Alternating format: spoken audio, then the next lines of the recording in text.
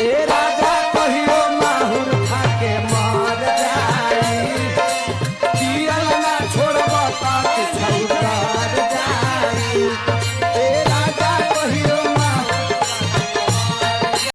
बुझलो बोल बेबी बोल हमर कोमरे बाबू करोड़े बाहो भई कतना लोगन के कमजोरी बाहो हां तोरे चलते टीवी धरता रसदार होई रसगोर कोमल कोली हो रसदार होई रसगोर कोमल कोली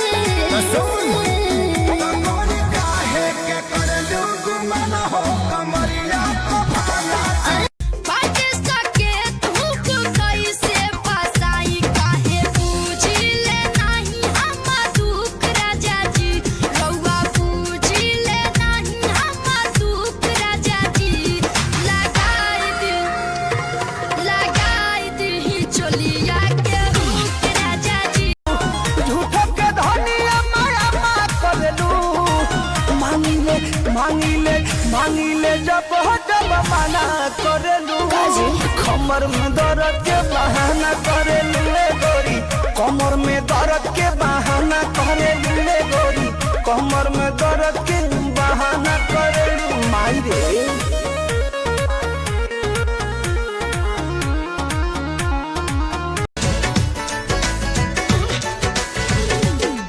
सुतहु न देवे ई त रात भर जगावेला